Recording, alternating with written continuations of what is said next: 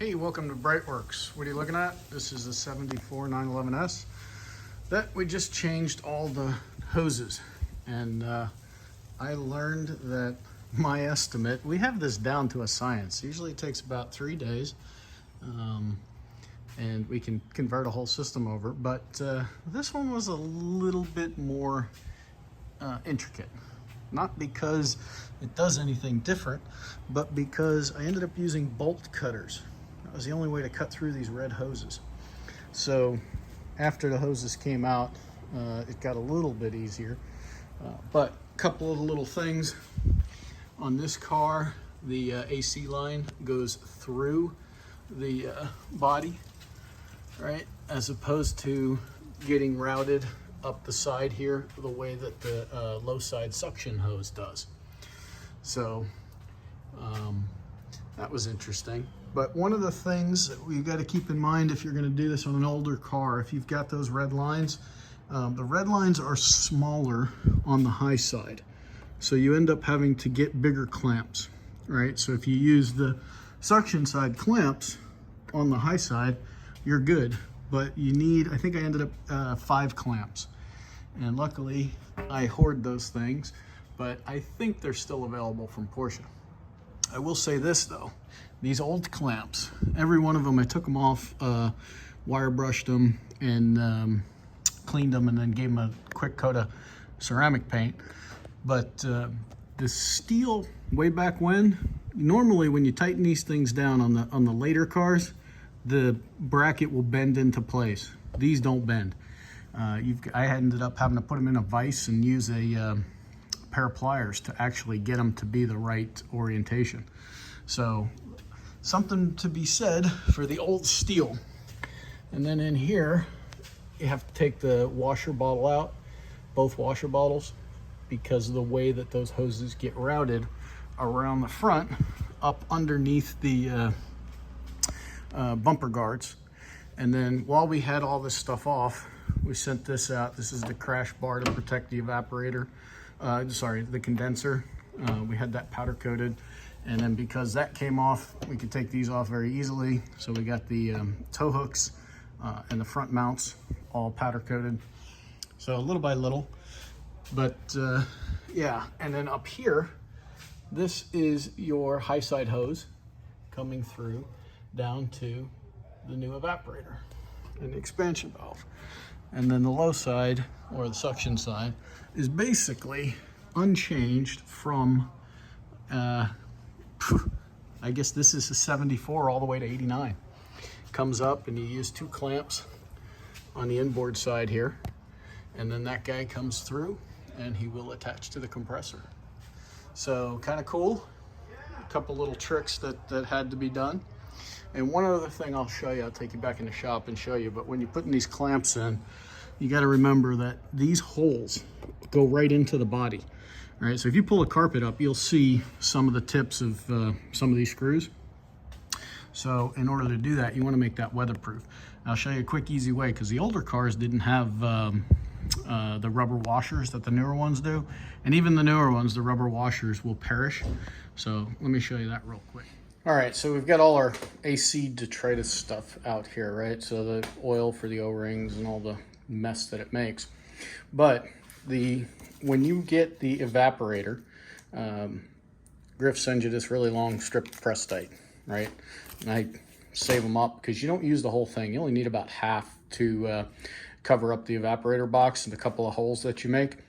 So what you do is you can use the other half where you just tear off a tiny little piece like that, and then take your clamp, put your screw all the way through it, and then this Prestite stuff, you can either wrap it around the threads, push it down, but now when you go to tighten that down, that'll seal as good as any rubber washer, if not better, because it's not only on the mating surface between the 2 pieces of metal, but it's all the way wrapped around the threads.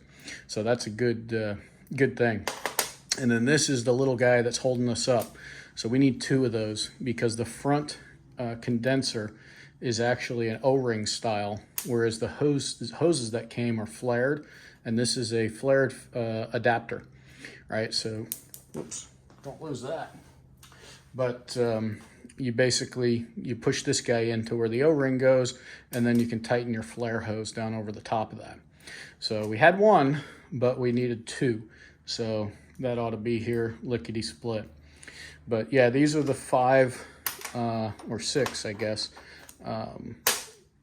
brackets that we ended up changing, right? These are very, very small. They're for like -8, and then what Griff builds the hoses is a -10. So you actually need this taller one, or I guess this is the medium size here. You need the taller one to be able to hold the hoses in. So in the newer cars, you can use the same brackets that you take off. You just clean them up, make them look a little more pretty. On the older cars, everything is that small hydraulic line. So they use these small clamps and they worked great, but the OD of the new lines is much bigger, so you can't actually get these to work. They kind of come over about 1/4 of the hose.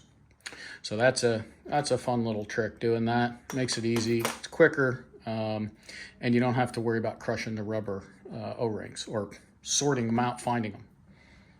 So in this car, definitely a left front corner. I mean, the left front corner is usually the hardest because you've got to route these hoses, but you can see the spaghetti nest up there because your hose that runs to the evaporator goes through the body, right? So it has to route around the back. It doesn't come down here, right? Normally it would just come right along the dryer, boom, go under here, and then up through the hull.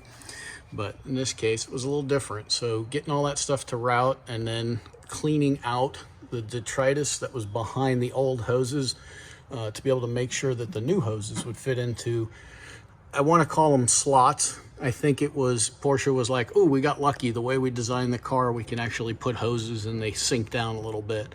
But everything here, you can see clamps. We used the correct white zip ties. And all that does is it just holds that filler hose for the water bottle. So nothing super special. But yeah, we've got our dryer in, and that came with new clamps, so that was nice. I didn't realize that, and went and cleaned up the old clamps, and poof, I was like, oh, thank God. And then all this, you know, it might look dirty on the video, but there was just chunks and chunks of stuff that we were able to clean out from under the fender, and then routing this guy down. And it makes it nice. Again, I think I might have put this in another video, but with the single hose, it's a lot easier to jack the car. You can see I have my lift point way in here because normally you can't get your block there. But with only one hose instead of the other hose coming down and wrapping around. So that was fortuitous. But yeah, those clamps, not one of them would bend into shape. Everyone had to be taken back off and formed because again, different size hoses. But you can see that we've got good capture on all the hoses, and every one of those screws has that little piece of press tight, making sure that no water will intrude into those holes. Not sure this guy will ever be driven in the rain, but just in case. But kind of cool. And yeah, the early cars, a little bit different. So I'm looking forward to vacuuming this thing down and seeing what kind of cabin temperatures we can get. I know vent temperatures are going to be great, but with that big under dash vent, I'm looking forward to seeing what the cabin temperatures will do. I think it's going to be fantastic. All right, thanks for watching. Appreciate any feedback anybody has, and have a fantastic day. Check us out at BreitWerks.com.